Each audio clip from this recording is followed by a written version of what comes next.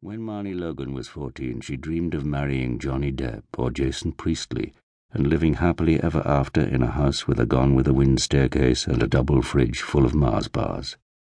When she was 25, she wanted a house with a small mortgage and a big garden. Now she'd take a flat on the ground floor with decent plumbing and no mice. Pausing on the landing, she swaps 2 plastic bags of groceries between her hands, flexing her fingers, before continuing the climb. Elijah is ahead of her, counting each step. "I can count to 100, he tells her, putting on his serious face. "What about 101? "Nope." "Why not?" "That's too many." Elijah knows how many steps there are from the lobby to the top floor of the mansion block, 79, and how long it takes for the electronic timer to flick off, plunging the stairwell into darkness, 64, unless you run really fast, and how to unlock the front door using 2 different keys, the gold one at the top and the big silver one at the bottom. He pushes open the door and runs down the hallway to the kitchen, calling Zoe's name. She doesn't answer because she's not at home. She'll be at the library or at a friend's house, hopefully doing her homework. More likely not.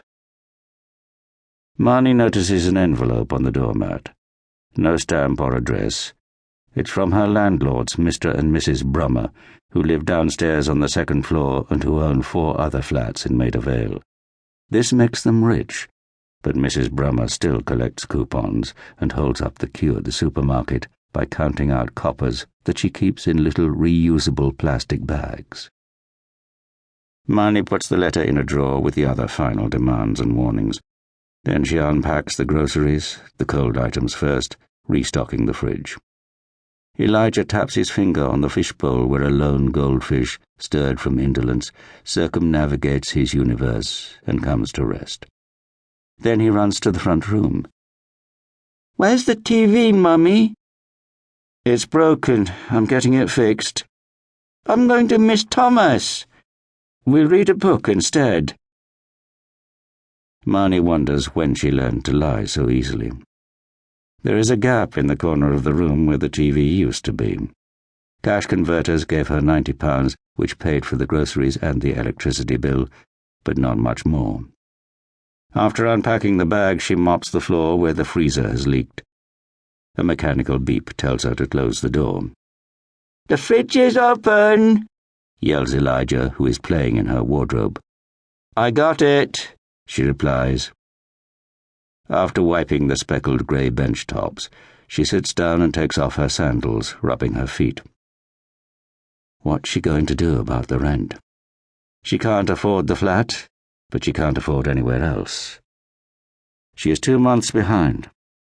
Ever since Daniel disappeared, she's been living off their limited savings and borrowing money from friends, but after 13 months, the money and favours have been exhausted. Mr. Brummer doesn't wink at her anymore or call her sweetie.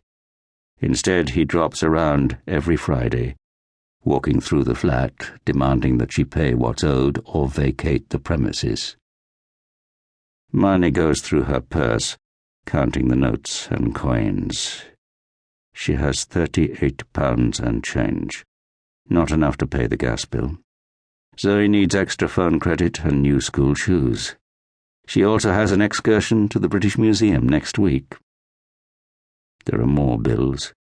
Marnie keeps a list, but none of them compare to the £30,000 she owes a man called Patrick Hennessy, an Ulsterman with malice in every lilt and cadence of his accent. It was Daniel's debt, the money he lost before he went missing, the money he gambled away. According to Hennessy, this debt didn't disappear when Daniel vanished, and no amount of crying poor or begging or threatening to tell the police will wipe it out. Instead, the debt is handed down like a genetic trait through a person's DNA. Blue eyes, dimples, fat thighs, £30,000, from father to son, from husband to wife.